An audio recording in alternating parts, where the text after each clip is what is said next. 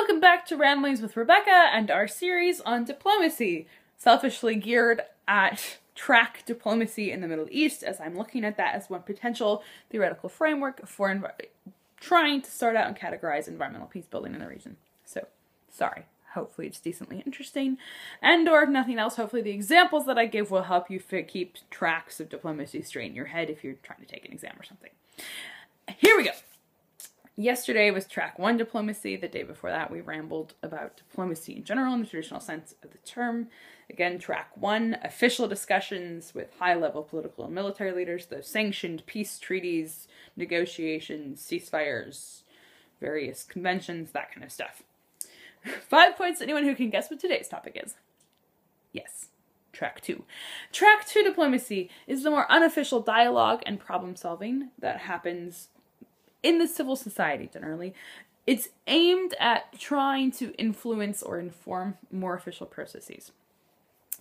Generally, we would think of things like influential intellectuals or academics, religious leaders, NGOs, very successful and kind of internationally focused entrepreneurs, those kind of folks.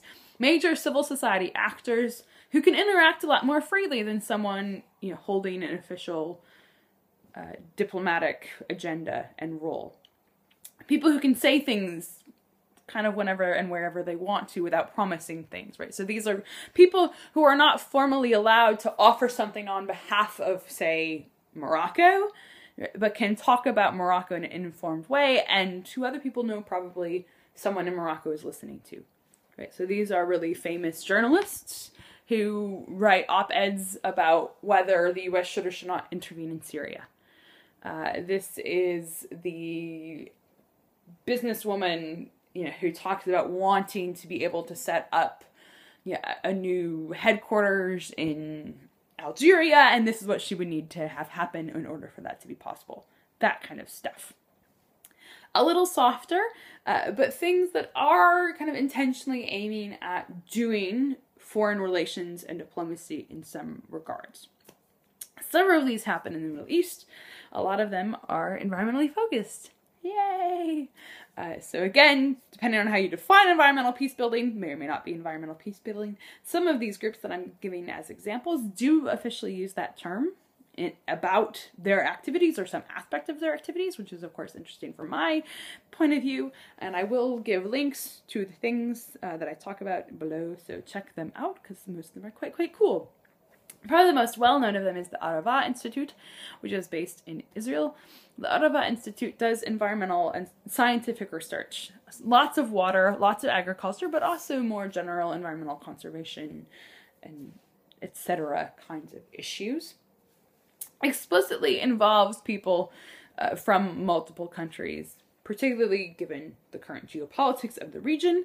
Palestinian, Israeli, and Jordanian intellectuals and academics work together at the Arava Institute. They also welcome folks from around the international stage.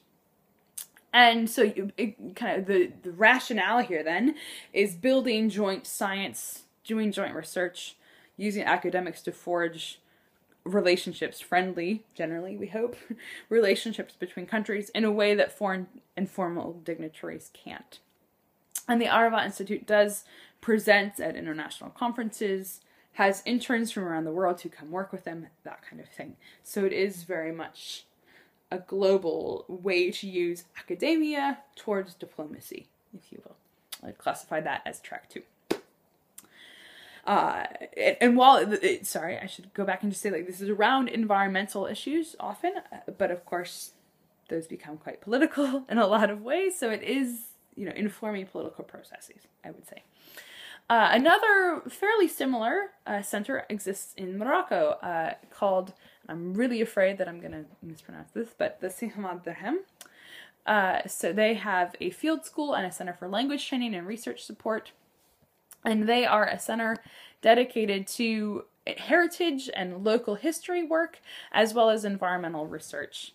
They have a particular emphasis on conservation of natural resources.